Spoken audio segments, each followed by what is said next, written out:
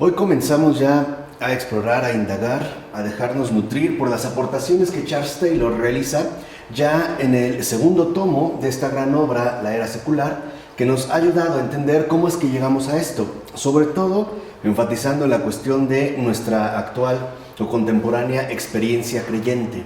De ahí pues que Taylor en el segundo tomo va a abordar ya la parte 3 de este tomo 2. Y el título que le asigna Taylor para abordar esta temática en general es el efecto nova. Y asimismo correspondería con el capítulo 8, que en el tomo 2 de esta obra magistral de Charles Taylor corresponde en la edición en español en la paginación que va de la página 13 a la página 46, y en concreto el subtítulo que identifica con el capítulo 8 es Los malestares de la modernidad. Este es, digamos, como el ámbito general en el cual nos vamos a colocar. Así comienza diciendo Taylor al inicio de esta obra lo siguiente, que habría que abordar ahora las corrientes y contracorrientes de las polémicas en torno a la creencia y la no creencia en los dos últimos siglos, es decir, en el siglo XIX y el siglo XX. Sería un contexto en particular en el cual estas corrientes y contracorrientes que han generado en torno a la creencia y la no creencia, las respectivas polémicas generadas, representarían pues el marco temporal en el cual se inserta la cuestión que ahora se va a tratar. Y esto puede presentarse ciertamente en tres fases, que es como importante de poder detectar para comprender cómo es que se fueron generando este tipo de polémicas. La primera fase corresponde con una explicación de cómo llegó a crearse un humanismo exclusivo como algo alternativo a la fe cristiana. Si lo ven, y en esto es algo que quizá no nos cansamos de señalar, no se trata en la era secular de anular el cristianismo, tampoco se trata de repudiarlo, simple y sencillamente se trataría más bien de banalizarlo, de reducirlo a una alternativa más entre otras alternativas, que ciertamente para Taylor sería la característica fundamental de la era secular, es decir, de este proceso complejo, ¿no? De este entramado bastante complicado en el cual se ha llegado a establecer precisamente la cuestión del humanismo exclusivo dentro del marco inmanente como una alternativa ciertamente plausible e incluso deseable con respecto a la creencia cristiana y en general a cualquier tipo de creencia religiosa. Esta sería una fase. Ahora, la segunda fase comprende una diversificación todavía mayor. Abarca pues un ámbito o un espectro de consideraciones mayores, ya que las múltiples críticas dirigidas ciertamente contra la religión ortodoxa, el deísmo e incluso el propio humanismo exclusivo, así como las polémicas transversales a que dieron lugar, acabaron engendrando una serie de posiciones nuevas, entre las que se encontraban algunas modalidades de no creencia nacidas a partir del estallido del humanismo de la libertad y el beneficio mutuo.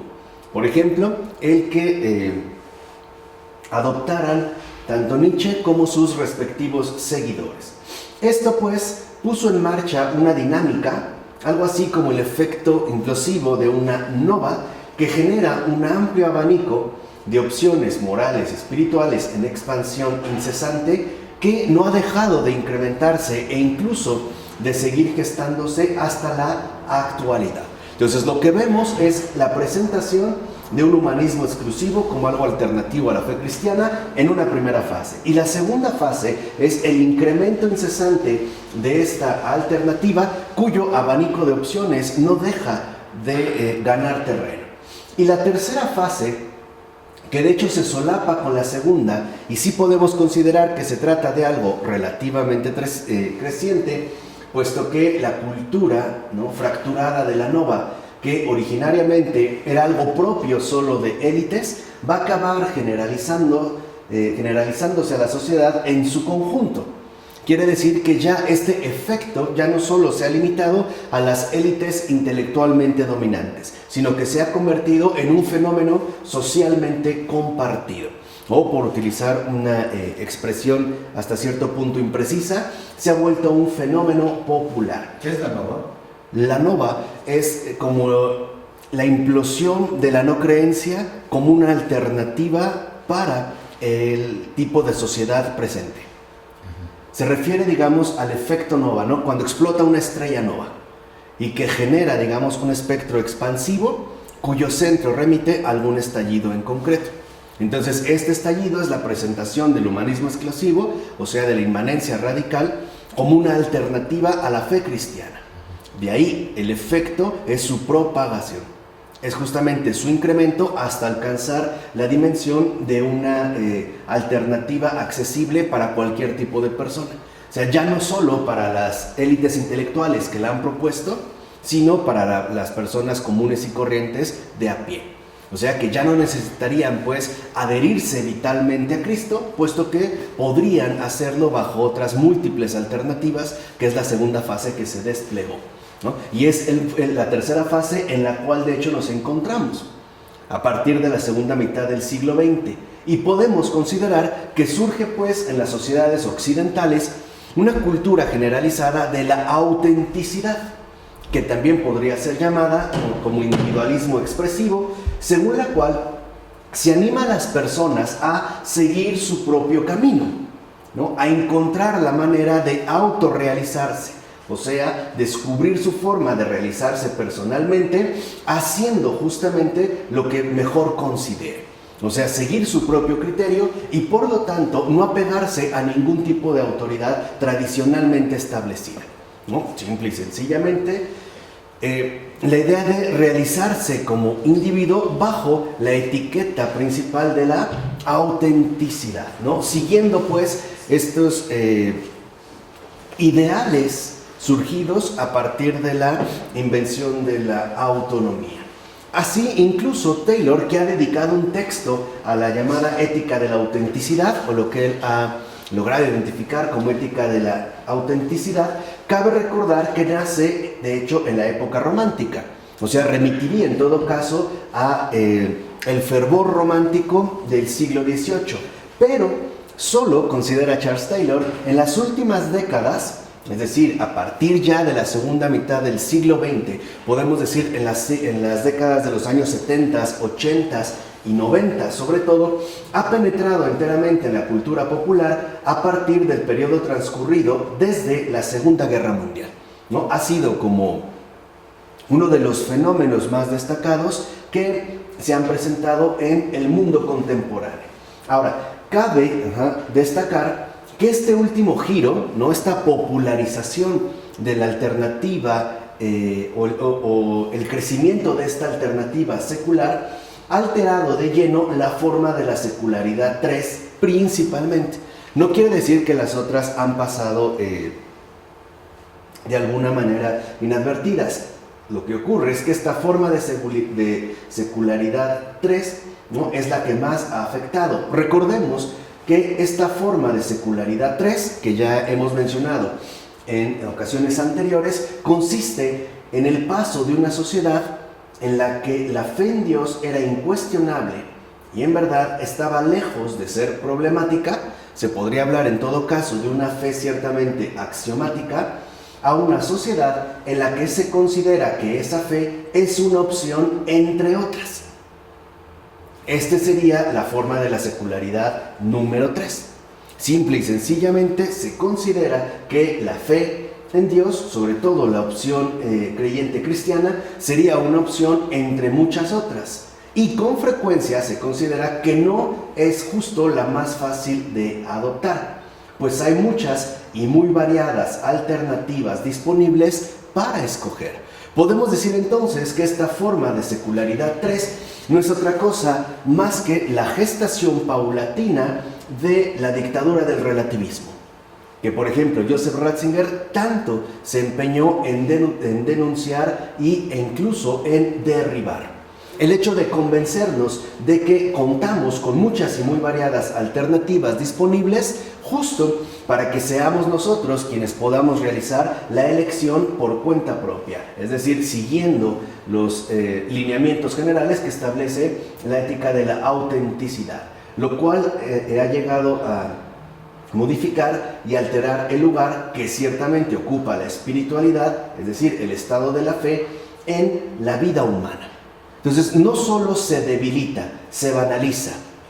Es decir, esta forma de secularidad número 3, o esta tercera fase en la que de hecho nos encontramos, consiste ante todo en convencernos de que mantener una opción creyente definida, es decir, de que nos terminemos convenciendo a final de cuentas que mantener, por ejemplo, ¿no? Vuelvo a repetir, una opción creyente definida, es decir, una fe en Dios, sería en todo caso una alternativa más entre muchas otras, que no sería la única opción para poder desarrollarnos auténticamente como individuos, o por lo menos como seres humanos.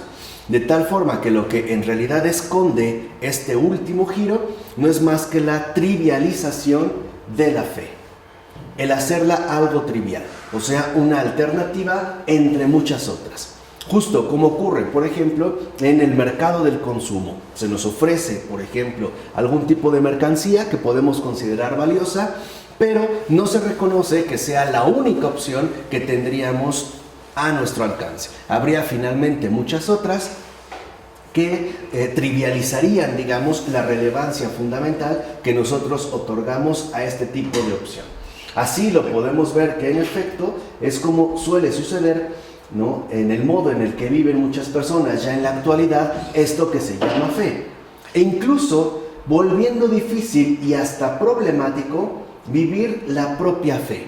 ¿Por qué es que la vuelve difícil y problemático? Porque por lo menos siembra un cierto grado de incertidumbre con respecto a la convicción de la experiencia creyente. ¿A qué me refiero? Al abrirse tanto el abanico de opciones de desarrollo vital para las personas, por lo menos quedaría un cierto grado de incertidumbre con respecto a la seguridad que tendríamos acerca de la experiencia que hemos adoptado. En pocas palabras, podría suceder que nos preguntáramos, ¿estoy realmente en lo correcto? ¿O no será que mi amigo más cercano, mi padre o mi hermano, que han decidido adoptar otras formas de realización humana que no corresponden con mi convicción de fe, estén en lo correcto? ¿No será en todo caso que me estoy equivocando? Aunque estos grados de incertidumbre puedan ser mayores o menores según la sensibilidad espiritual de cada persona, no estaríamos del todo exentos ante las presiones que se ejercen debido a este último giro que se viene presentando. Así pues, la relación entre seguir una senda moral espiritual y pertenecer a grupos de mayor envergadura, como podrían ser el Estado, la Iglesia e incluso una denominación cristiana concreta, se ha relajado sobremanera y como consecuencia el efecto nova se ha intensificado cada vez más. O sea, la pluralidad de alternativas disponibles para que uno se realice como mejor lo considere. Y en todo caso, este efecto nova o este fenómeno que se ha puesto en marcha apunta ante todo a debilitar y erosionar el espíritu de comunidad. Se trata pues de que el individualismo sea el único principio operativo que rija cualquier tipo de formación humana alrededor del mundo. Así, una vez dado pues esta presentación general amplia de lo que Charles Taylor pretende desarrollar, podemos pasar ahora sí al apartado número 1. Entonces, lo que pudimos darnos cuenta en esta ocasión es que lo que destaca o lo que se busca desentrañar y profundizar es justo el efecto nova.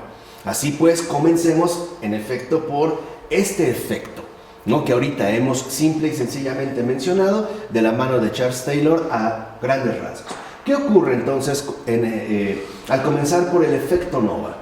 La ética de la libertad y el orden disciplinado ha surgido en una cultura que sitúa en su centro un yo impermeabilizado. Ser un sujeto impermeabilizado, haber clausurado la porosa frontera entre el interior, que correspondería al pensamiento, y el exterior, la naturaleza, lo físico, depende en parte de vivir en un mundo sin encantamiento. O sea, estaríamos hablando de un yo impermeabilizado ciertamente no propenso a recibir influencias ajenas a sí mismo, ¿no? Así como cuando se impermeabiliza, por ejemplo, una casa o alguna estancia en particular para que no se filtre nada que provenga del exterior, especialmente el agua, así este sujeto impermeabilizado parece haber quedado, aislado de cualquier tipo de relación ajena a sí mismo. Y esto en parte, como sostiene Charles Taylor, ha dependido de que vivimos en un mundo sin encantamiento. Es decir, el reconocimiento de que el entorno en el cual vivimos no es más que un mundo ciertamente de una dinámica mecanizada que no apela a ningún tipo de fuerza o principio operativo ajeno a la propia realidad inmanente. Pero estos cambios se agudizaron e intensificaron a su vez por otros cambios subjetivos y ciertas transformaciones de la identidad.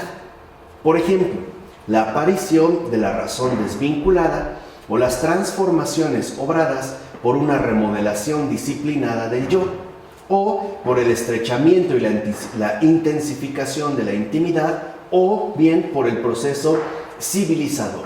Ahora, lo importante en todo caso es lo siguiente: ¿qué obtuvo y sigue obteniendo esta identidad antropocéntrica impermeabilizada? Esa sería, una cuestión central en este caso. ¿Qué es lo que realmente obtuvo? ¿Qué es lo que sigue obteniendo? ¿Qué ha obtenido esta identidad antropocéntrica impermeabilizada? Sobre todo, y es lo que habría que destacar, cierta sensación de poder, de control, de capacidad para ordenar el mundo y por ende a nosotros mismos. Hay un empeño, un afán de empoderamiento.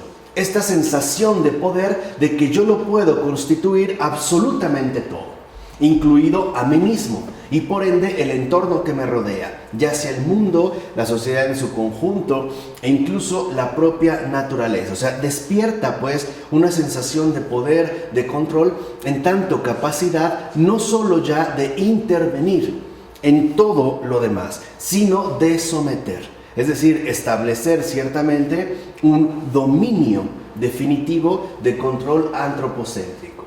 Y en la medida en que este poder estaba vinculado a la razón instrumental y a la ciencia, es decir, a este tipo de racionalidad que planifica, que calcula para poder obtener los resultados esperados, también se obtiene una atractiva sensación de haber obtenido grandes triunfos tanto en el campo del conocimiento como en la comprensión del mundo. Pero más allá del poder y de la razón, hay otro factor muy poderoso para orientar y fortalecer este tipo de antropocentrismo. Acuérdense, estamos hablando de un antropocentrismo impermeabilizado. Y nos referimos a una sensación de invulnerabilidad. O sea, en todo caso, una sensación, una sugerencia de ser inmunes a cualquier tipo de influencia ajena a nosotros, justo por el empeño en quedar impermeabilizados. En efecto... Perdón, ¿lo puedes empezar? ¿Cómo una sensación de invulnerabilidad? De invulnerabilidad es que el sujeto, ¿no?, parece adquirir cada vez más una sensación de que todo está bajo su control, de que no hay nada externo o ajeno a sí que lo pudiera, en este caso, vulnerar. O sea, presentar como un ser expuesto, de cierta manera vulnerable y por ende no tan poderoso como pudiera surgir la alternativa que estaba ofreciendo. Hay, una sensación de poder de que mientras yo tenga absolutamente todo bajo control, o sea, mientras esté bajo mi poder, mientras yo tenga, ¿no?, las riendas de todo, entonces todo terminará saliendo como yo lo planeo, ¿no? Por mencionar un caso muy concreto, hay personas que consideran que si se someten a los exámenes médicos adecuados e incluso acuden a la toma de medicamentos ciertamente recetados, podrán evitar y así postergar, por ejemplo, los años de vida que tengan. Es un poco esta sensación, ¿no?, de que si yo lo realizo, todo quedará bajo mi control, no todo lo puedo controlar. Entonces, al vivir en un mundo desencantado, el yo impermeabilizado ya no está expuesto ni es vulnerable al mundo de espíritus y fuerzas que le amenazaban. Entonces, ahora, por ejemplo, esto corresponde bastante bien con un hecho por demás evidente, aunque no por ello menos erróneo, de los tiempos actuales. Por ejemplo, la negación del demonio y la influencia que sigue ejerciendo sobre las almas. Ahora se considera que todo esto ha desaparecido y que mientras nosotros ejerzamos el poderío que nos ha transmitido la impermeabilización, entonces estamos exentos de sufrir cualquier tipo de daño o perjuicio. Así podemos ver que los miedos, las angustias e incluso los terrores propios de ese yo, ciertamente más poroso, más vinculado, quedan atrás. Se empieza a establecer esta sensación de invulnerabilidad que ha traído consigo la impermeabilización del yo. Y esta sensación de posesión de uno mismo, de existencia de un ámbito mental interior y seguro, que entonces no estaría expuesto a los poderes extrahumanos, puesto que los miedos, las angustias o los terrores propios de ese yo han quedado atrás, ya que se considerarían en todo caso sugestiones no aceptables de un yo no ciertamente maduro, es decir, de un yo todavía sujeto, o mejor dicho, expuesto a esos poderes inexistentes. Es todavía más fuerte si además de un mundo desencantado, como parece ser el mundo en el cual vivimos, hemos realizado también el giro antropocéntrico y ya no podemos ni debemos, y esto es muy importante de reconocer, no solo que no se puede, sino que tampoco se debe recurrir siquiera al poder protector de Dios. ¿Por qué? Porque Dios ya no es algo definitivo, ya no es ciertamente algo esencial. Es, como se ha mencionado al inicio de esta exposición, algo que pasa a ser secundario y por lo tanto trivial. Si además tenemos en cuenta que ya no estaríamos expuestos a esos poderes extrahumanos que estuvieron muy presentes e incluso podemos decirlo de cierta manera bastante tangibles a lo largo de nuestra historia precedente.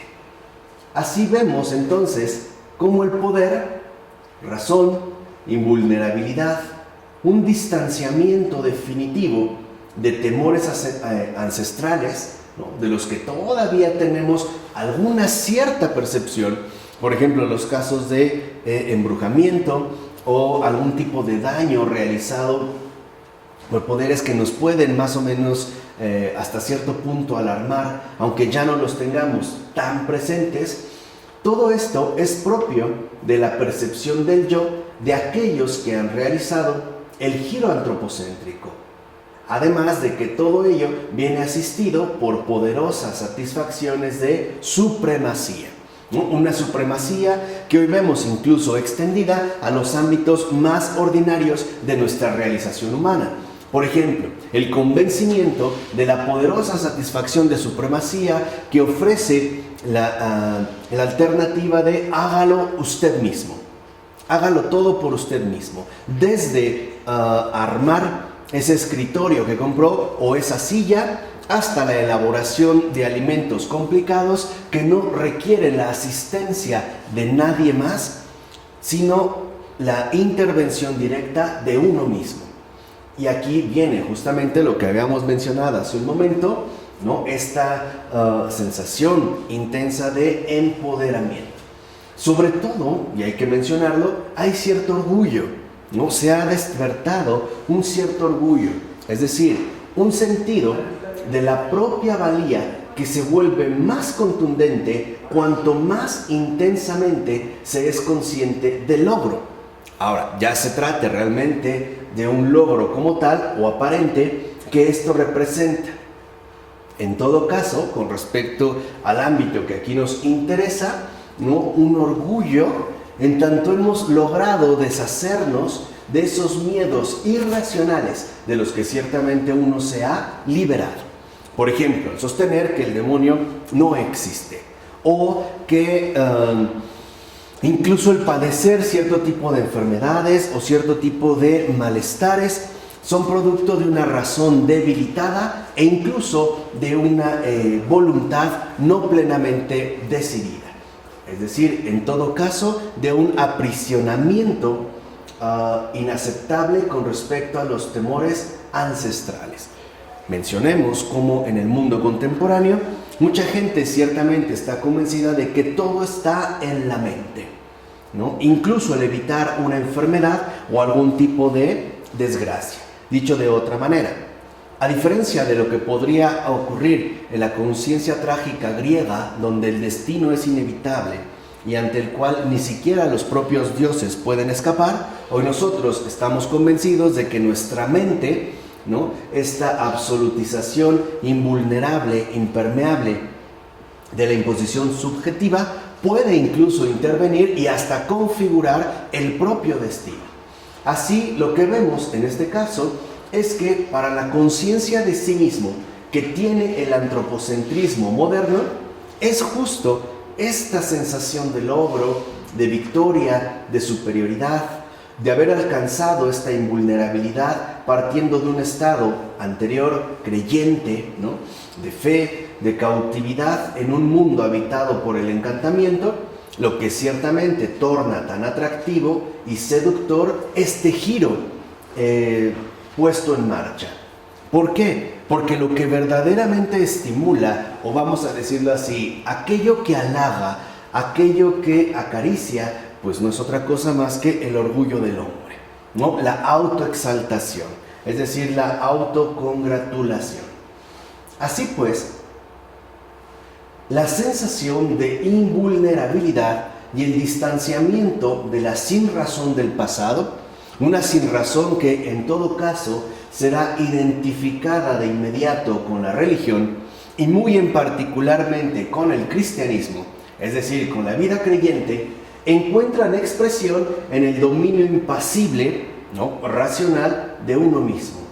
Incluso Taylor habla de ese tono, esa especie de tono imperturbable con el que se relatan las payasadas alocadas, perturbadoras e inaceptables de los monjes religiosos y obispos, por ejemplo, de Bizancio, como lo sugiere y de hecho lo expone la llamada historia realizada por Gibbon, donde en efecto se ridiculizan como payasadas alocadas las manifestaciones concretas de vida creyente, o sea, en pocas palabras, las manifestaciones religiosas de la vida cristiana.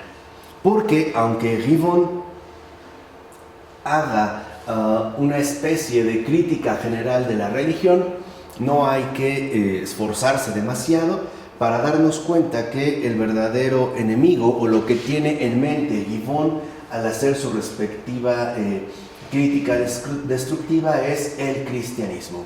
E incluso un cierto coqueteo con las formas precristianas del paganismo.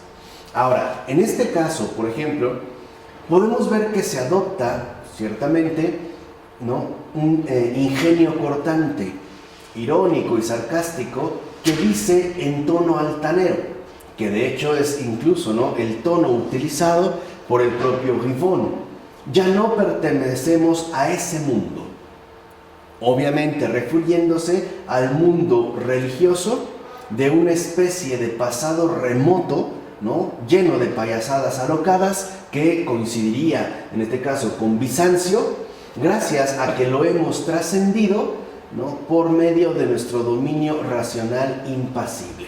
O sea, se suele establecer una separación tajante entre un pasado que incluso hoy muchos siguen identificando con lo medieval, ¿no?, con esa falsamente llamada Edad Oscura, y que se contrapondría con nuestra situación actual de invulnerabilidad y justamente de distanciamiento de esa sinrazón del pasado. En síntesis, nuestro orgullo de no pertenecer al pasado religioso de nuestros ancestros, sino incluso a ese momento crucial de progreso y avance donde la religión ya no ocupa un lugar central para la realización de la vida humana. En todo caso, y también habría que mencionarlo, la religión se volvería cada vez más secundaria, es decir, algo trivial, algo accesorio, ¿no?, en el sentido literal del término, como una pulsera que yo puedo usar bajo cierto tipo de vestimenta o incluso dependiendo de la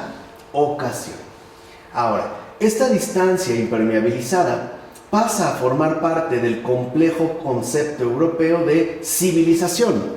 Y aquí se establecería ciertamente una especie de contraste fuerte entre lo que hoy en día, ¿no?, contiene o pretende expresar ese concepto europeo de civilización con respecto a lo que está, digamos, inferiorizado, de hecho, por este término. O sea, entre esa sinrazón del pasado, en todo caso, identificada con esa religiosidad imperante de la configuración humana en general, es decir, esta urdimbre profunda entre la experiencia creyente y la realización de los otros ámbitos de la vida humana, y la ruptura con respecto, ¿no?, a esas payasadas alocadas bizantinas, ¿no?, como algo inaceptable, que ha dado paso al surgimiento de algo absolutamente superior. Ahora, este concepto europeo de civilización que se utiliza bajo la estrategia, ¿no?, del desprestigio, y no olvidemos que se desarrolla a partir de la idea renacentista de civilidad y que acaba siendo un elemento esencial de nuestra conciencia historizada. O sea, una conciencia historizada en términos modernos, mediante la cual se pretende establecer una distancia, es decir, un distanciamiento con respecto a nuestro pasado bárbaro, es decir, oscuro, mágico. En último término, religioso.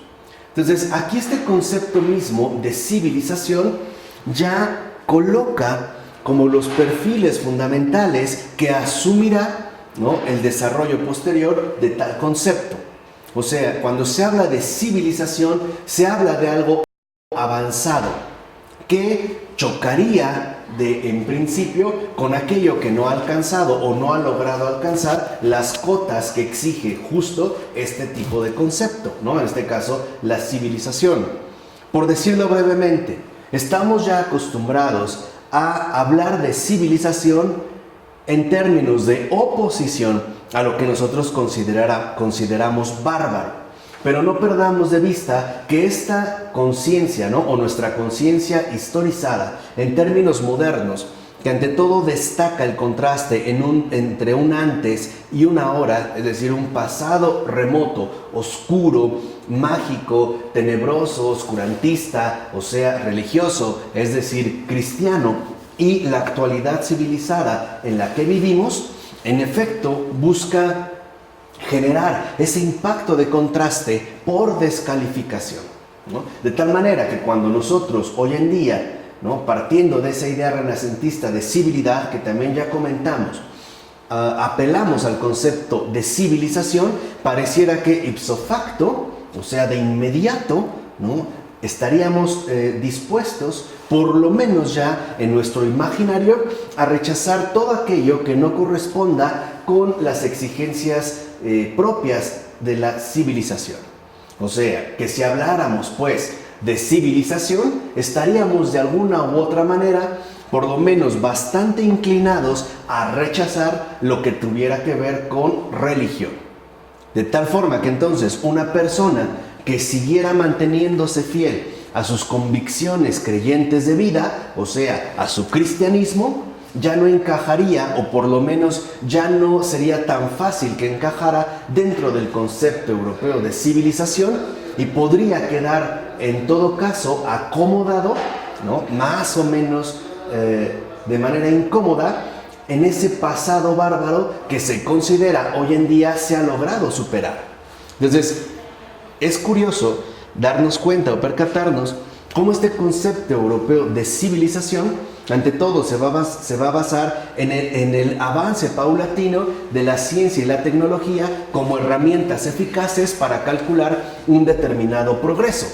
Cosa que ciertamente no ocurre con ese pasado bárbaro identificado, ¿no?, ya dijimos, por oposición con religión, puesto que los avances serían espirituales o invisibles, o sea, en todo caso, interiores.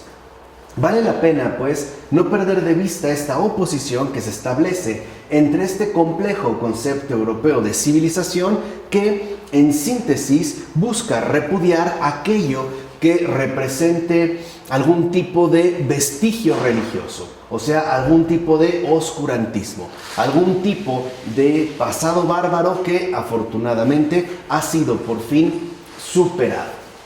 Ahora, veamos cómo este tipo de alternativas, cómo este tipo de propuestas, o por decirlo a grandes rasgos, este tipo de planteamiento de civilización ha sido incluso elevado y llevado a un extremo.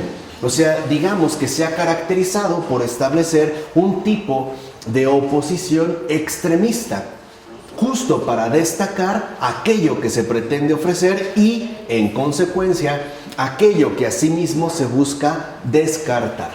Entonces, esto último podemos ver, o sea, hablando, ¿no?, de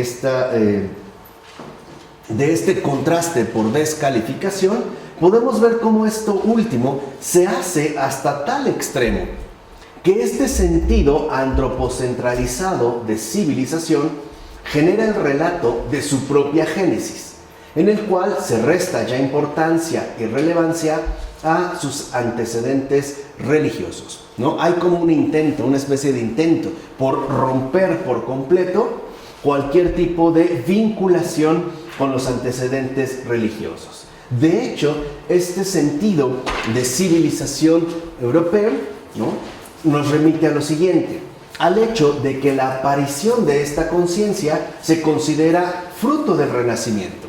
De hecho, podríamos decirlo así, uno de los frutos más importantes que el Renacimiento ha sido capaz de otorgar, y ha nacido de un proceso de maduración normal a partir del humanismo, que correspondería en todo caso hacia esos finales del periodo medieval.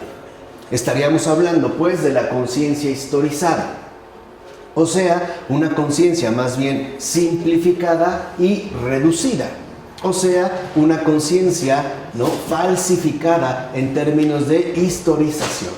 O sea, la conciencia historizada, que lo que hace es romper o no mantener la fidelidad a la verdad históricamente dada, y que correspondería en todo caso a la maduración alcanzada de la era moderna, que no es fiel, y esto hay que mencionarlo también de manera clara, a la verdadera trama de la historia en toda su complejidad y amplitud.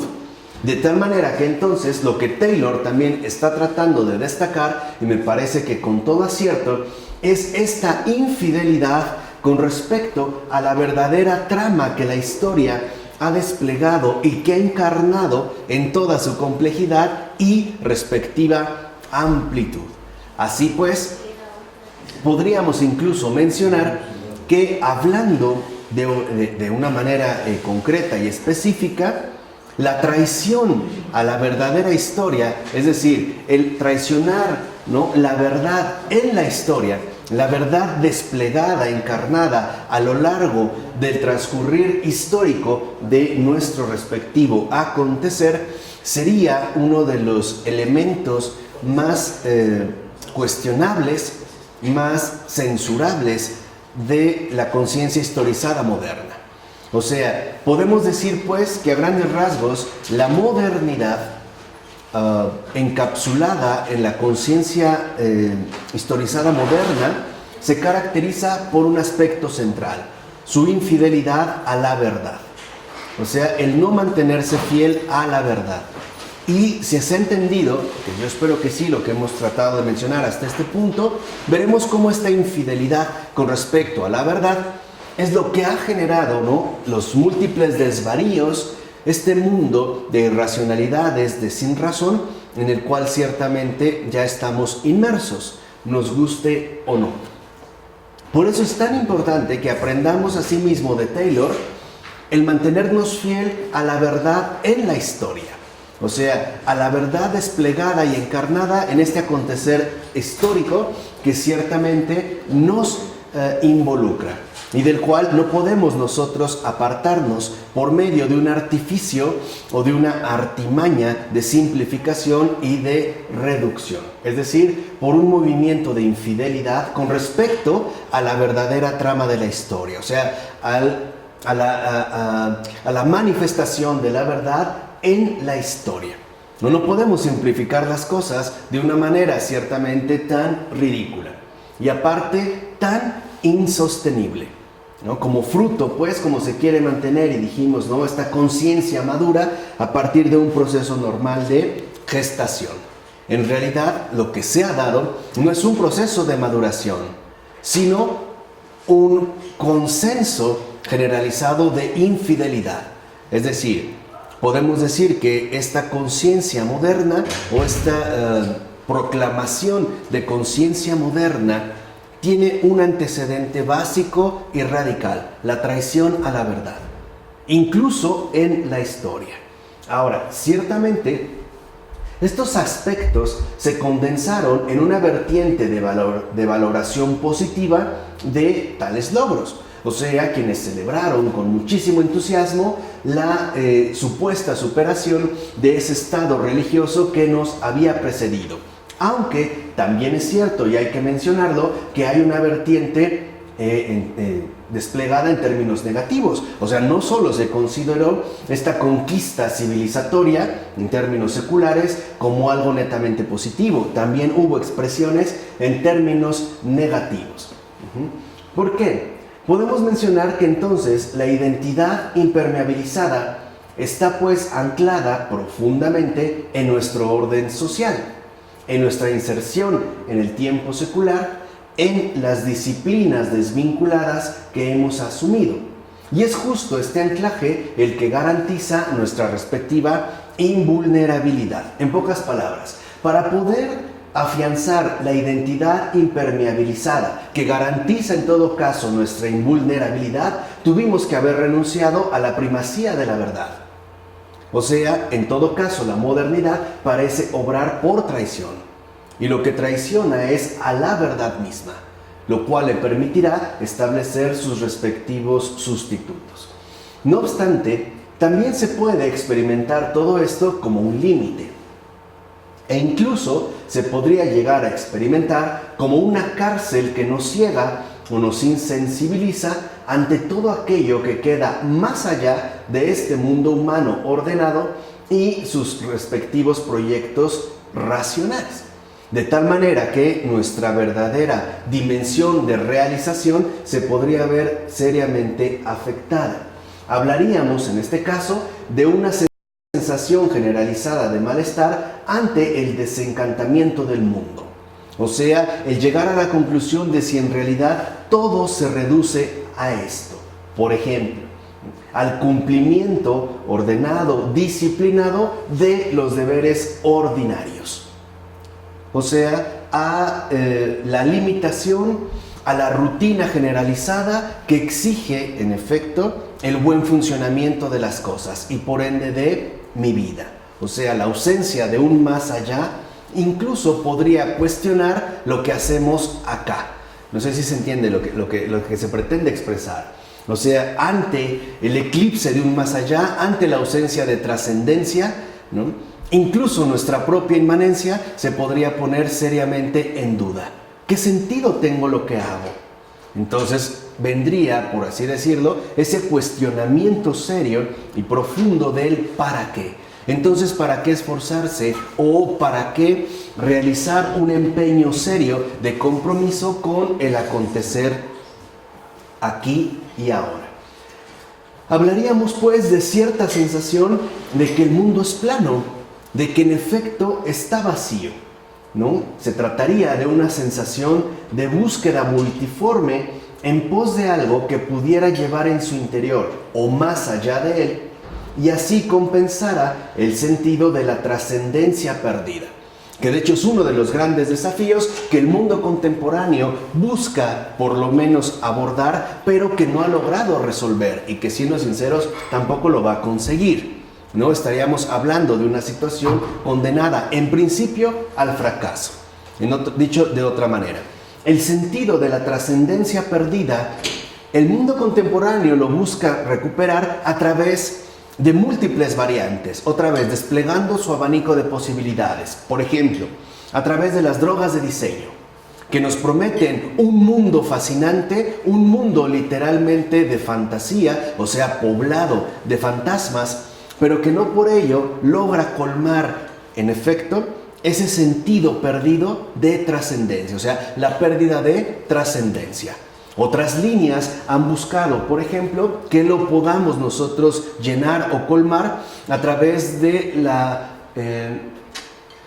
la obtención constante e ininterrumpida de los bienes materiales del momento, o sea, a través de un consumismo desenfrenado. Otras que se pretenden, ¿no?, presentar a sí mismas como más refinadas, pretenden cubrir este vacío dejado por la trascendencia perdida a través de prácticas de meditación supuestamente espiritualizadas.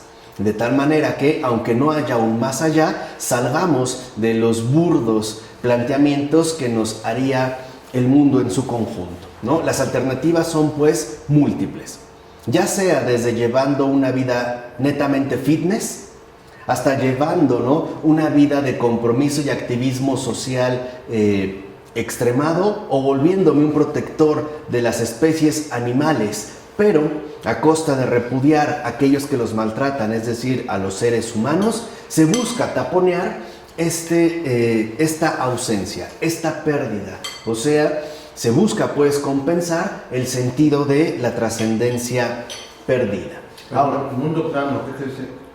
Que no hay nada más allá, el mundo plano donde no hay una perspectiva de trascendencia que a mí me permita entender el sentido profundo de todas las cosas. Por ejemplo, un mundo plano que acontece en una inmanencia totalmente irrelevante, seca. O cuando está conectado, ¿no? Sí. No es que esté conectado, así redondo, sí, conectado. No, algo plano, algo que no va más allá.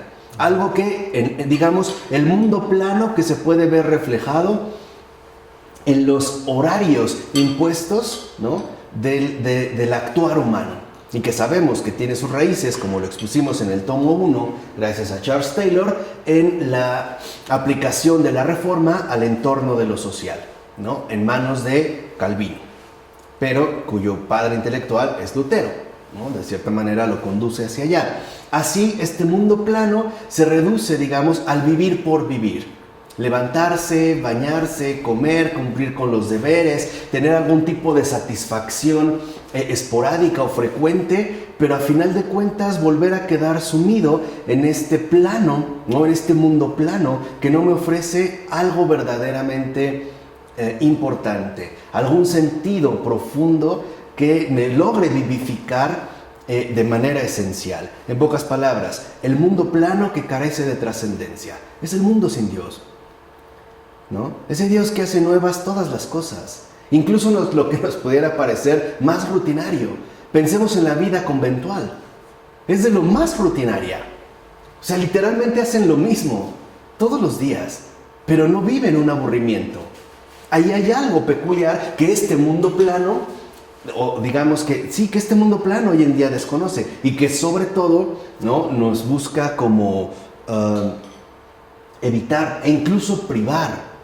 El mundo plano literalmente desfallece por privación, por inanición, muere de hambre, muere porque no come ni bebe el cuerpo y la sangre del Señor que se ha ofrecido a nosotros. Por eso muere de hambre. Y no obstante, este Señor se sigue ofreciendo, ¿no? Algo así como si dijera, bueno, ellos no vienen a mí, pues llévenme ahora a ellos. No ha desistido en su empeño de salvación. Ahora, en realidad, lo que resulta llamativo desde el primer momento es la constitución de una incipiente categoría de personas que, al tiempo que son incapaces de aceptar el cristianismo ortodoxo, y estamos hablando del católico, del eclesial, buscan algún tipo de fuentes espirituales alternativas.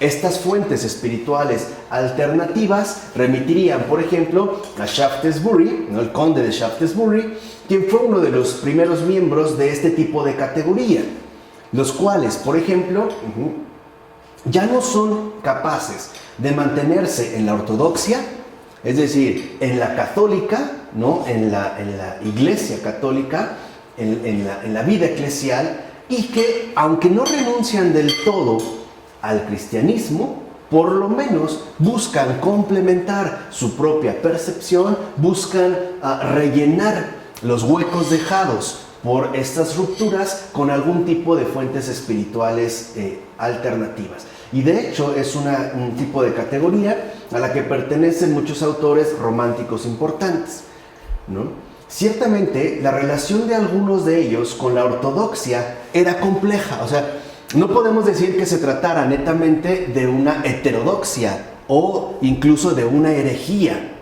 no, pero este tipo de relación con la ortodoxia por lo menos resultaba compleja en el sentido de que podría ser ya no totalmente accesible, sino por lo menos accidentada. E incluso podemos ver cómo hubo quien evolucionó hacia ella a partir de este tipo de planteamientos. Por ejemplo, el poeta romántico inglés Wordsworth o bien Friedrich Schlegel, ¿no? Uno alemán, el otro inglés, que evolucionan hacia la verdadera ortodoxia a partir de las fuentes espirituales alternativas, y quienes por el contrario evolucionaron en sentido contrario, o sea, abandonando finalmente la ortodoxia, como Lamartine, francés, quien llega a Dios ahora a través de la contemplación de la naturaleza.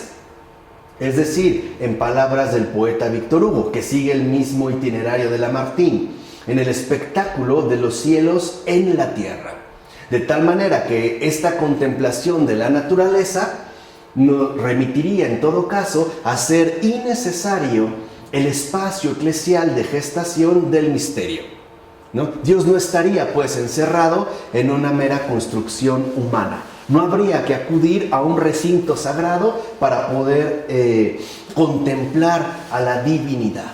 Entonces la opción de salir de la eclesial para volver plenamente al culto de la naturaleza los desvía. Mientras que algunos llegan, como Wordsworth o Schlegel, algunos finalmente se alejan y deciden asumir una fuente espiritual alternativa como una manifestación más plena con respecto a la ortodoxia, ¿no? Tendríamos estos dos casos, o el poeta Víctor Hugo, que siendo ortodoxo y católico en principio, pues termina literalmente ya fuera de la ortodoxia, ¿no? Concentrándose e incluso podemos decirlo rindiendo culto en términos literarios, él como poeta, como literato, a ese espectáculo de los cielos en la tierra. En pocas palabras, al culto de la naturaleza que se manifiesta como una fuerza sublime capaz de cubrir el abandono que ha dejado, o más bien el vacío que ha dejado la ruptura con respecto a la ortodoxia. Ahora bien, lo que refleja esto es que ante la oposición entre la ortodoxia y la no creencia, muchos, entre ellos las mentalidades más sensibles y más elevadas, sentían las presiones contradictorias y buscaban por ende una tercera vía, lo cual también habría que tomar en cuenta. O sea, esta oposición entre ortodoxia y no creencia, muchos no aceptaron la radicalidad de tal planteamiento, sobre todo los más sensibles, o sea, los que tendrían a final de cuentas una sensibilidad intelectual mucho más elevada, y no se conformaron con tal oposición y buscaron ciertamente encontrar una tercera vía.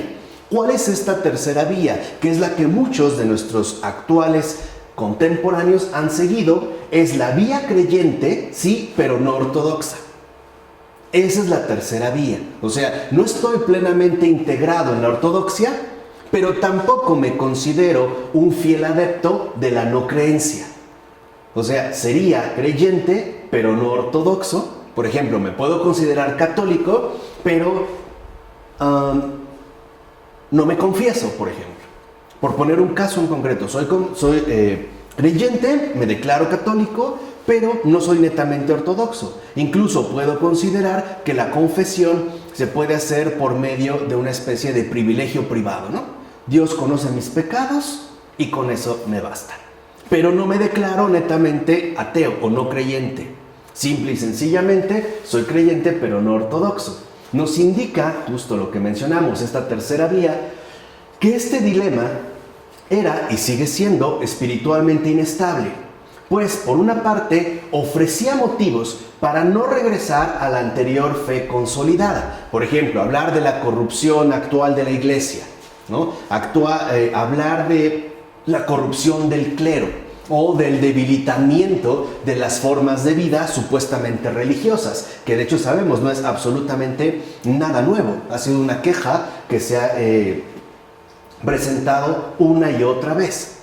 No obstante, por otra, entre otras cosas, ofrecía a sí mismo una sensación, convertida en muchos en experiencia desoladora, de malestar, de vacío, lo cual, a final de cuentas, se tradujo de manera gradual en una seria necesidad y búsqueda de sentido. Entonces, la tercera vía, lo que en efecto va a proponer es la consolidación de un creyente que se declara a sí mismo creyente, que incluso no tiene reparos en llamarse cristiano, ¿no? En llamarse católico, pero no ortodoxo, porque encontrará motivos de sobra para rechazar la ortodoxia y tratar de mantenerse fiel a una concepción ciertamente idealizada, ¿no? Que en gran medida es lo que muchos de los actuales protestantes llevan a cabo. Se dicen a sí mismos cristianos creyentes, pero no se mantienen en la ortodoxia, es decir, en la recta opinión de que sea la iglesia la manifestación concreta de esta salvación. Y por eso se buscarán en todo caso vías alternativas. O los que consideran, por ejemplo, que son creyentes, católicos, cristianos, pero llevan a cabo prácticas espiritualizadas de profundización interior, yoga, o limpias, ¿no? O quienes consideran que, por ejemplo, no está de más ir con un brujo o un curandero o uno de los que llaman santero para hacer una especie de protección y que eso no tiene absolutamente nada de malo. Entonces, si lo ven, es lo mismo del efecto Nova, la trivialización. En pocas palabras, lo que me parece evidente en este caso, ¿no? Y es como el nivel profundo de lectura que está sugiriendo el planteamiento de Charles Taylor, es que todo se reduce a lo que mencionamos: el no permanecer fieles a la verdad. O sea, el ir aceptando, interiorizando cada vez una infidelidad sutil, una infidelidad aparentemente no dañina, pero que atenta contra el corazón mismo de la experiencia creyente, ¿no? Esa es la sutileza, digamos, de esta estrategia, ¿no? Este es, digamos, justo como la punta más fina que alcanza el corazón medular de la experiencia creyente. Vamos, en breve. Esta tercera vía apunta contra el corazón mismo de la ortodoxia. Hacia allí se dirige. Permanece, pero no al 100. ¿No? Declárate, es tanto como si nos dijera: sí, declárate cristiano, pero no te entregues al 100. ¿No? Y que se ha formulado en términos incluso sociopolíticamente más explícitos cuando la gente dice Cristo sí, iglesia no. Es justo este punto. Sí, eres creyente, pero no tienes por qué mantenerte en fidelidad a la ortodoxia, ¿no? O sea, salte de la iglesia. Habría muchos motivos y muchas razones para no permanecer ahí. Y eso, a final de cuentas, una vez saliéndote, es decir, una vez quedándote en orfandad, lo que te queda es: o te construyes tu propia vía creyente o serás apresado por aquellos que ya tienen la suya, ¿no? O sea, en pocas palabras, quedarías expuesto a ser sometido a una esclavitud verdaderamente grave, en todos los sentidos. Ahora, muchos, y hay que mencionarlo, tal vez la mayoría, acabarían optando por una u otra solución. Se empezarían pues a dar como movimientos extremos entre una y otra postura. Por ejemplo, algunos optarían por las extremas, ¿no? Que asumiría la ortodoxia autoritaria ¿no? El hecho de volverse plenamente intransigente, o bien los que van a optar de manera contundente y definitiva por el ateísmo materialista. O sea, negando la tercera vía y por ende asumiendo ciertamente una posición extrema. Por ejemplo, el cerrarse en la ortodoxia autoritaria al encuentro con la cultura del momento. ¿Qué es la ortodoxia autoritaria? Sí, es simplemente el dogmatismo. Es decir, que las cosas han sido así, siempre han sido así y no pueden ser de ninguna otra manera. Es la cerrazón. ¿Esto está mal? Sí, Porque... claro, está mal porque no se abre a la comprensión de la situación real en la cual se vive. O sea, es la ruptura del diálogo y por ende el peligro de la ortodoxia autoritaria es que atenta contra la comunión, porque queda poco a poco encapsulada dentro de su propia postura.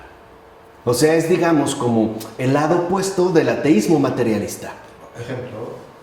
Para un ateo materialista, Dios definitivamente no existe, ¿no? Ya, o sea, es como el planteamiento contundente y por lo tanto no serían aceptables ningún otro tipo de experiencias creyentes, ¿no? Que apelaran a un tipo de experiencia religiosa. Digamos, las posturas extremas de la ortodoxia autoritaria terminaría desacreditando absolutamente todo que no se ajustara a las pretensiones que ellos colocan. Pongamos, en una peregrinación en México a la Basílica de Guadalupe, ¿no? La ortodoxia autoritaria, ¿no? En su extremismo, llegaría a prohibir que se hicieran danzas, por ejemplo, en el altar. No lo consideraría, pues, algo aceptable para. Pero esto solo se podría producir si se desconoce la cultura regional de la cual brota. Porque para los antiguos prehispánicos, la manera de adorar a los dioses es danzando. La danza es, pues, una forma de adoración. Por eso la propia Virgen de Guadalupe, la muy Santa Madre de Dios, tiene una rodilla flexionada, porque está danzando. Eso es a lo que me refiero. Ese es como el peligro, ¿no? Como imponerse de manera extrema o bien asumir la respuesta igualmente extrema del ateísmo materialista. Pero la situación en su conjunto sigue siendo inestable. ¿En qué sentido? En el sentido de que no hay ningún movimiento a largo plazo que conduzca a algún tipo de final resolución, ¿no? Pareciera pues que las cosas no se definen ni se perfilan con una cierta claridad resolutiva, ¿no? Como que los bandos siempre se mantienen en una especie de conflicto.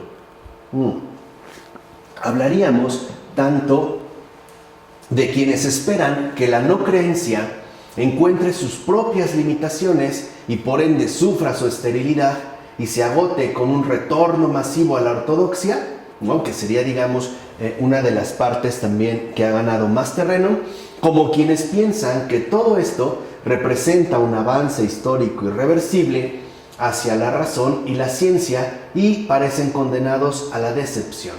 De hecho, con el paso del tiempo, no parece que sea posible alguna solución estable. Pareciera pues que este grado de conflicto se ha ciertamente mantenido. Y dicho sea de paso, uno de los filósofos que más ha insistido en tal situación es Alasdair MacIntyre, este filósofo converso que ha llegado del planteamiento aristotélico al planteamiento tomista y de ahí finalmente a la ortodoxia. Ha llegado en este caso, repito, al planteamiento de que el mundo contemporáneo ante todo se destaca por ser un mundo en desacuerdo. O sea, hoy en día lo primero que tendríamos nosotros que comprender es el adecuado planteamiento de los desacuerdos. ¿Por qué? ¿Por qué insistir, digamos, en este desacuerdo? Porque de otra manera, lo que parece estar ahorita en boga o lo que parece estar gestándose son los acuerdos superficiales.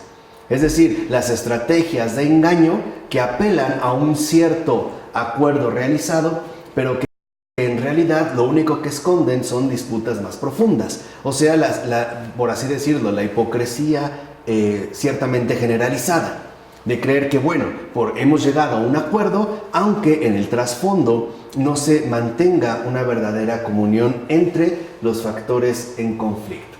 Ahora, aunque respondamos de manera muy diferente Dentro de este panorama que se ha venido exponiendo, todo el mundo comprende la queja de que nuestro mundo desencantado carece de sentido, de que en este mundo, sobre todo la juventud, padece la falta de finalidades sólidas en su vida, etc. Después de todo, es un hecho cada vez más llamativo. Ahora, este padecer la falta de finalidades sólidas va a repercutir precisamente en la configuración de la propia identidad. ¿Por qué? Porque el tener claro los fines hacia los cuales yo pretendo dirigirme me permite moverme y desplazarme de una manera ciertamente orientada. De tal manera que si yo sé, por ejemplo, a dónde voy, si yo decido ir a una playa, no sé, decido ir a Quintana Roo y a tal playa, yo puedo hacerlo por diversas vías. Puedo incluso encauzarme por diversos caminos. Y si yo me equivoco, o sea, si de cierta manera yo me llego a equivocar o llego a perder el rumbo, yo puedo retomar nuevamente mi ruta al tener establecido el destino hacia el cual me dirijo, o sea, las finalidades sólidas. Hoy uno de los problemas que enfrenta la humanidad en general y de manera muchísimo más intensificada la juventud es que carecen pues de finalidades sólidas. Por decirlo de otra manera, no saben hacia dónde van. No saben literalmente hacia dónde se dirigen. No tienen una finalidad. Van por ir. De tal manera que su ruta de vida en general se desmorona. Y esto intensifica todavía más precisamente la carencia de sentido. ¿Hacia dónde es que tengo que dirigirme? ¿Es única y exclusivamente a lo que este mundo plano me ofrece? Y no habrá un momento en el que mi cuestionamiento se preguntará ¿y qué más? O bien, ¿esto es todo? Ahora, este tipo de problemas, por ejemplo, ni siquiera hubiera podido ser expuesto a las personas en la época de Lutero, donde hoy, digamos, la cosa ha cambiado bastante. Pues lo que les preocupaba entonces, si acaso, no era la falta de sentido, sino el exceso de sentido. O sea, la sensación de que se trataba de un asunto por demás abrumador y que podría ser expuesto de esta manera: ¿estoy salvado o condenado? El cual ciertamente no les dejaría tranquilos. De tal manera que ante esta finalidad sólida, ¿estoy salvado o condenado?, uno se mantenía en una tensión permanente. Por ejemplo, considero que estoy salvado, ¿cómo puedo mantenerme en la ruta de la salvación? O sea, en todo caso me mantendría atento con respecto a la influencia que el pecado se pudiera ejercer sobre mí. Si por otra parte estaría convencido de que estoy condenado, también mi ruta, por así decirlo, de condenación no sería definitiva, puesto que podría plantearme la alternativa de cómo volver de nuevo a ese sendero estrecho que conduce a la salvación. De tal manera que no hay una carencia de sentido. Eso es algo estrictamente contemporáneo y es resultado de la ausencia de trascendencia, el no tener una finalidad sólida hacia la cual encauzar o bien dirigirme. Ciertamente, a lo largo de la historia se pueden oír toda clase de quejas acerca de la época actual.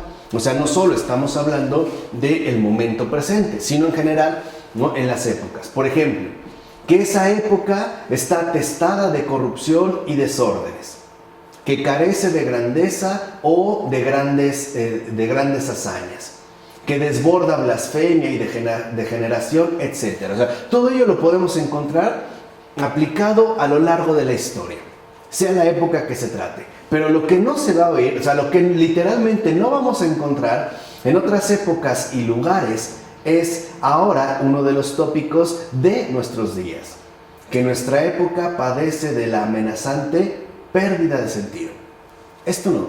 O sea, hasta antes de nosotros no se pone en cuestión si hay o no hay sentido.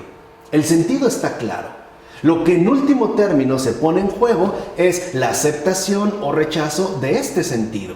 De tal manera que el sentido está dado y el ser humano puede encauzar su vida en base a su aprobación o a su reprobación, dependiendo, ¿no?, aquello por lo que pretenda en último término definir su vida. Ahora no hay un sentido.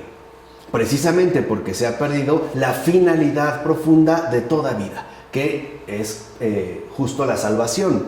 Entonces, al no haberlo, tendemos a conformarnos cada vez más con sustitutos irrelevantes. Por ejemplo, encontrar un buen empleo que a lo mejor va a satisfacer algunas de mis necesidades, y esto es cierto, pero que no va a lograr colmar el verdadero anhelo que radica en mi corazón, y que es finalmente un anhelo de lo eterno, de lo infinito, de trascendencia de Dios. Entonces, esta crisis incluso fue destacada de manera muy pertinente por Viktor Frankl, que desarrolló la llamada tercera escuela de psicoanálisis en Viena, y que corresponde con la logoterapia. Él detectó muy bien en este libro bastante bueno, del hombre en busca de sentido, que el malestar que verdaderamente aqueja al hombre contemporáneo es la pérdida de sentido, es la falta de una finalidad sólida y definida, algo que a ti te permita incluso soportar los malestares presentes de esta vida.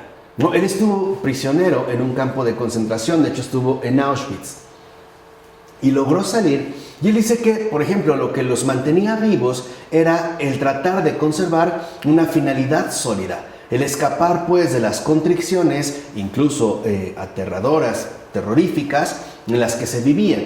Así, cuando se reunían, por ejemplo, las pláticas que sostenían eran más o menos de este tipo: cuando yo salga, lo primero que voy a hacer es darme un baño caliente. O cuando yo salga de este campo, o cuando yo finalmente alcance de nuevo la libertad, lo primero que haré es comer jamón o pierna o tomar cerveza hasta hartarme. Dice, aunque a nosotros nos puedan parecer barbaridades, el tener una finalidad sólida nos permitía mantenernos o conservar nuestra postura, al menos de superviviente. Pero ¿qué ocurría cuando una persona perdía la finalidad sólida? O sea, cuando ya no veía un más allá, simple y sencillamente se daba por vencido. Dice, cuando ya, por ejemplo, llamaban a la comida y aunque estuvieras terriblemente debilitado, hacías tu máximo esfuerzo por llegar en primer lugar, o por lo menos ser de los primeros, puesto que el caldo o la sopa, si a eso se le podía llamar caldo y sopa, tendía a subir los nutrientes y la grasa en las primeras cucharadas y se iba diluyendo en los últimos lugares. Dice, cuando hablaban pues para la hora de la comida y una persona ya no se levantaba, algo andaba mal, había perdido las ganas de vivir. Y este breve paréntesis lo expuse para llegar a esto. Cuando a las almas, a las personas, no se les ofrece a Dios, van a perder las ganas de vivir. Nada las va a llenar. Ni el dinero, ni la riqueza, ni el éxito, ni la fama, ni el sexo. Nada las va a llenar. Aunque tengan aparentemente éxitos parciales, al final se toparán con que ya perderán justo las ganas de vivir. Y esto es lo que hoy en día no se considera. ¿Por qué? Porque Dios es la vida. Dios nos ha dado la vida y Él nos llama para sí, para llenarnos de una vida que nosotros incluso ni siquiera somos capaces de sospechar. Así, el índice incrementado cada día más de suicidio, sobre todo de suicidio infantil o de la llamada ideación suicida, tiene que ver con que los niños, especialmente a edades tan tempranas, no les ha sido presentado su Señor. No se les ha mostrado a Dios. En muchos casos ni siquiera se les ha mencionado al Señor. Y esto va a ir generando este tipo de pérdida. Ahora, este malestar es algo específico de la identidad impermeabilizada, cuya vulnerabilidad misma se abre y expone al peligro de que no solo los espíritus malignos, las fuerzas cósmicas o los dioses no lo afecten, que es justo de lo que se sentía orgulloso, ¿no?, el triunfo civilizatorio, sino de que nada importante luche o se interese por él, o sea, está abandonado. Así como estoy totalmente impermeabilizado y he alcanzado este grado de invulnerabilidad, nada me afecta, pero tampoco nada literalmente me beneficia. En pocas palabras, estoy solo. Estoy solo. Esos poderes oscuros han desaparecido, pero también las fuerzas luminosas no están presentes. En pocas palabras, La falta de sentido es por una experiencia profunda de orfandad, de abandono, de soledad. Ahora, es verdad, ¿no? Y cabe mencionar que había una situación precedente que guardaba ciertas analogías con esta, y era, ¿no?, la situación de la llamada melancolía o bien asedia, que de hecho fue tan denunciada y combatida por la tradición monacal. Si uno conoce a los padres del desierto, o uno, por ejemplo, conoce un poco de la tradición monacal, verán que el enemigo peor, el mayor de los demonios, era la asedia, que coincidía en todo caso con la melancolía, aunque claro, ¿no?, se enmarcaba de un modo muy distinto. ¿Qué es la asedia? La asedia, en cuanto tal, es la trituración del espíritu. La asedia es perder por completo las ganas de vivir. Es perder todo objetivo. Es la derrota espiritual. Es caer en el vacío profundo de la inanidad. Es ser derrotado espiritualmente. Por eso para los monjes era tan peligrosa la asedia. Sobre todo el ser acechado justamente, ¿no?, por la asedia, que podía empezar a presentarse bajo formas ciertamente más sutiles. Por ejemplo, la melancolía, el desánimo e incluso la tristeza. Ahora, en dicho precedente, ¿no?, aunque dijimos se enmarca de un modo muy distinto, se trataba de una situación específica, sobre todo por su anomalía. No era lo común, como hoy ocurre. Por ejemplo, hoy nosotros consideramos la depresión incluso como algo común, algo que ha adquirido el estatus de una situación por demás común. Y por eso se han enriquecido tanto las actuales farmacéuticas. Hoy, más de la población a nivel mundial consume algún tipo de antidepresivo o algún tipo de medicamento para regular su situación emocional, por lo menos para tratar de atender su propia condición psíquica. Ahora, lo llamativo es que este tipo de situación, melancolía, asedia, en efecto era considerada una anomalía, o sea, era algo por completo irregular y anormal. Hoy nosotros diríamos que se trataba de algo patológico y además que se manifestaba en un agente concreto, o sea, no era una situación generalizada. Por ejemplo, la depresión era algo irregular y anormal que en efecto en un agente concreto se manifestaba y era considerada una anomalía. Por eso no decía ni tenía nada que ver esto con la naturaleza objetiva de las cosas, ni ponía en duda su estatus general. En síntesis, si una persona, especialmente un monje, era fuertemente asediado, era fuertemente acechado e incluso, ¿no?, atacado por la asedia y decía que había perdido las ganas de vivir, eso no significaba que se descalificaba la vida en términos objetivos. Se consideraba que esta persona atravesaba un periodo de anomalía, o sea, era un malestar estrictamente subjetivo. Hoy no ocurre así. Hoy, cuando una persona considera que ha perdido las ganas de vivir, considera que esto es resultado de que la naturaleza objetiva es justo la que es despreciable, ¿no?, la que es, en todo caso, causa propia de su malestar.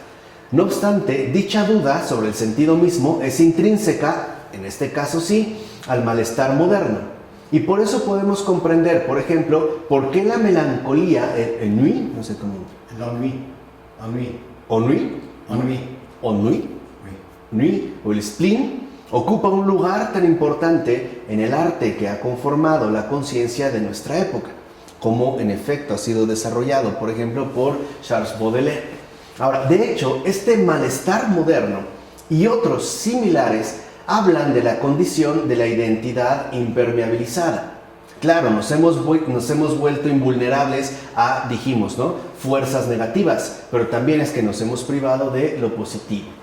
Lo cual, por otra parte, en tanto una de las fuentes del efecto Nova, parece impulsarnos entonces a explorar y probar nuevas soluciones, nuevas formas de resolución. Aunque también es cierto que esto contribuye a poder explicar la fragilidad de cualquier fórmula o solución particular, ya sea en el ámbito de la creencia o en la no creencia. Así pues, este debilitamiento mutuo de todas las perspectivas existentes, o sea, la descorazonadora idea de que los demás piensan de otra forma, es sin duda uno de los principales rasgos del mundo de los años 2000 en comparación con el de los años 1500. O sea, este debilitamiento mutuo de todas las perspectivas existentes por efecto de la amplitud de alternativas que se ofrecen y por la inseguridad con respecto a la postura asumida.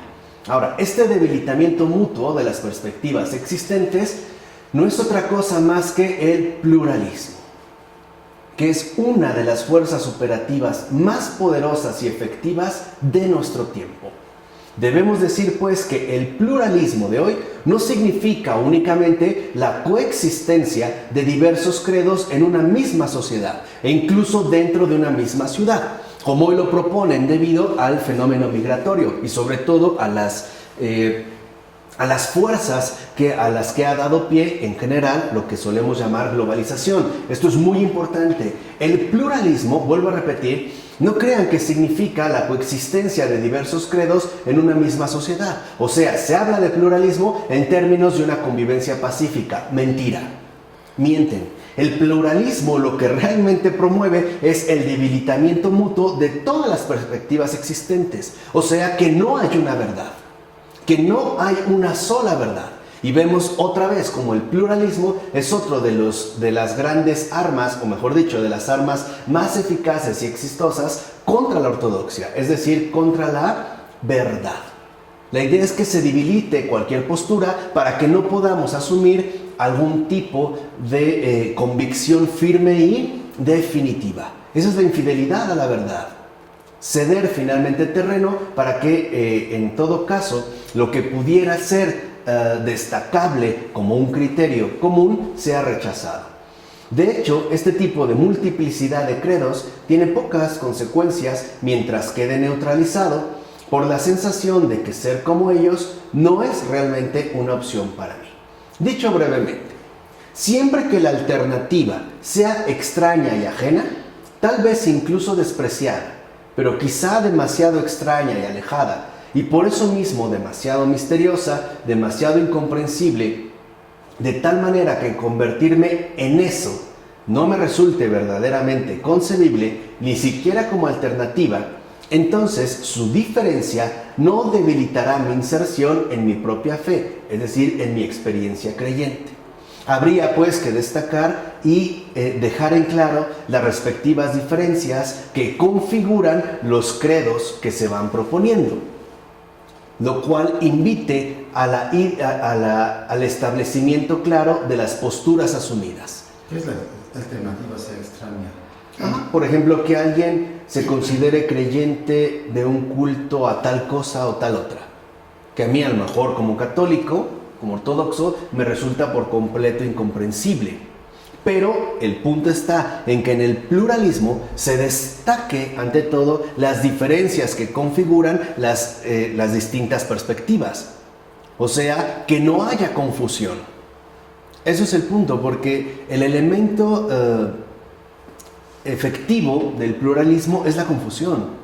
Terminar haciéndonos creer que todo tiene exactamente el mismo tipo de validez, ¿no? Que no habría por qué preferir una opción a otra y por lo tanto degradar la firmeza en la postura aceptada, que es lo que de cierta manera se ha encargado de promover y realizar lo que hoy se llama la New Age, sobre todo en términos de religión. Tomamos de aquí, de allá y hacemos finalmente una especie de mezcolanza revuelta, ¿no? Puesto que nada tendría, en todo caso, una supuesta prioridad. Pero cuando estas diferencias se abordan y asumen mediante un contacto, ¿no? Negociación, basado en el incremento de los intercambios, que hoy en día no es otra cosa más que el gran negocio de las concesiones, o sea, el modus operandi del pluralismo, quizá incluso mediante una especie de matrimonio mixto, entonces el otro, que realmente es diferente, se irá pareciendo cada vez a mí en todo menos en la fe. Aparentemente somos iguales, es lo que hoy en día sostenemos.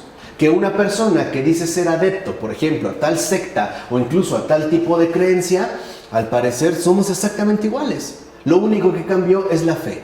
como si la fe o la adhesión de fe o la vivencia de fe fuera algo relativamente irrelevante.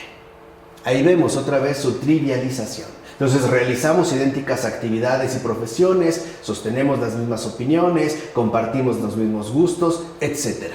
Entonces, ¿qué es lo que se promueve? La igualdad, o sea, el debilitamiento de la diferencia.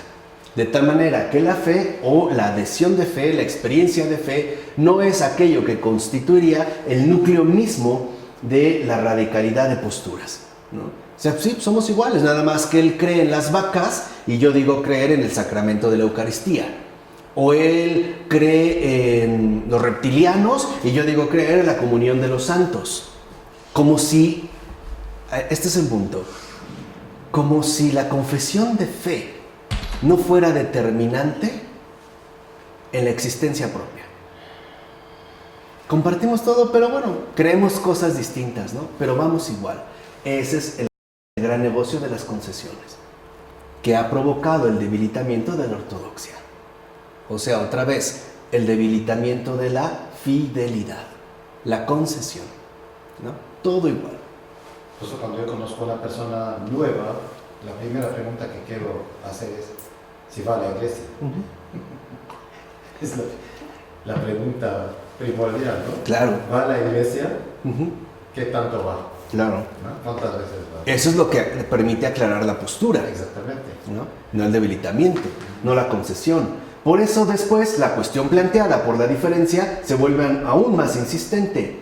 ¿Por qué mis costumbres y creencias y no las de ella? Que viene basado por el gran negocio de la concesión. ¿Por qué dices que tú tienes la verdad o que solo se salva uno a través de la iglesia? Cuando cada quien puede establecer su propio camino de realización. Al final de cuentas, ese es uno de los grandes privilegios y es uno de nuestros más grandes orgullos modernos que ha promovido el yo impermeabilizado, ¿no? Cada quien va a decidir lo que pretenda realizar según su propio parecer. Hasta que, a medida que el incremento de los intercambios toma mayor fuerza, no queda ninguna otra diferencia significativa que asuma el cambio, o sea, el mudar, como algo absurdo o inimaginable. Es la debilitación de la fidelidad al grado de ceder a una confusión completa, que va en contra, de hecho, aquí sí en términos teológicos, contra la propia realidad trinitaria. Sabemos que en la Trinidad hay unidad, sin confusión. Está el Padre, el Hijo y el Espíritu Santo. Son uno, pero cada persona es absolutamente diferente. No hay mezcolanza, no hay revoltura, ¿no? Hay orden, y es justo contra lo que atenta, porque lo importante es que el Padre sea más Hijo, más Espíritu, hasta que terminen siendo nada.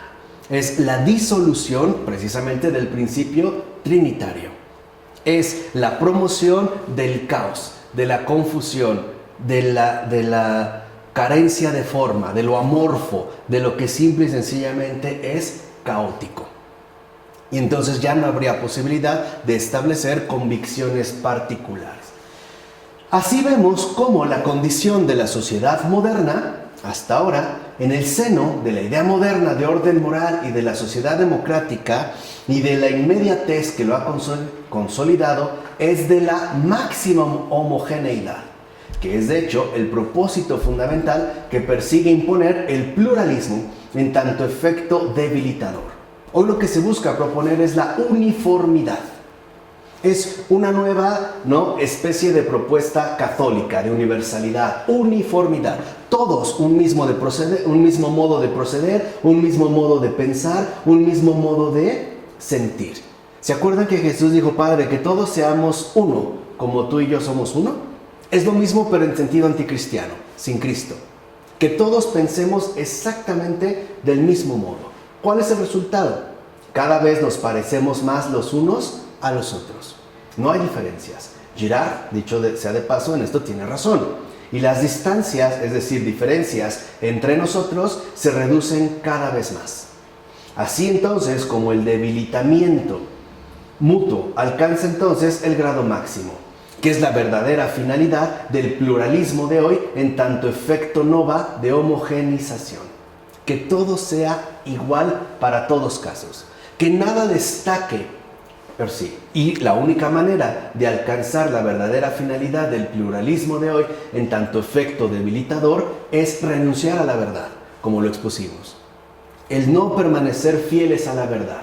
Y este efecto, podemos decir, se intensifica todavía más mediante la inestabilidad de la identidad impermeabilizada. O sea, sometidos de manera permanente a presiones contradictorias, somos propensos al cambio, a la no permanencia, al mudar constante. E incluso nos podemos someter a múltiples cambios en el curso de varias generaciones o dentro de la propia vida. Hoy soy budista, mañana me digo católico, pasado soy protestante, después ya soy ateo, después no sé, soy ecologista y digamos como producto de este debilitamiento. Esto significa que el otro sendero al que me opongo puede llegar a ser el de mi hermano, mi padre, mi primo, mi tía o mi amigo. Entonces las distancias han desaparecido y la divergencia de fe original se va desvaneciendo y eliminando cada vez más. Esta es la obra maestra del pluralismo, que, como hemos tratado de exponer, apunta al corazón mismo de la fidelidad a la verdad, es decir, de la ortodoxia. De hecho, la homogeneidad y la inestabilidad operan de manera conjunta para elevar y potenciar al máximo el efecto debilitador del pluralismo, que es lo que hoy se busca imponer de manera cada vez más sistemática y cada vez más incuestionable. Pues espero que en esta primera parte haya quedado clara la obra maestra del pluralismo. En nombre del Padre, del Hijo y del Espíritu Santo. Amén.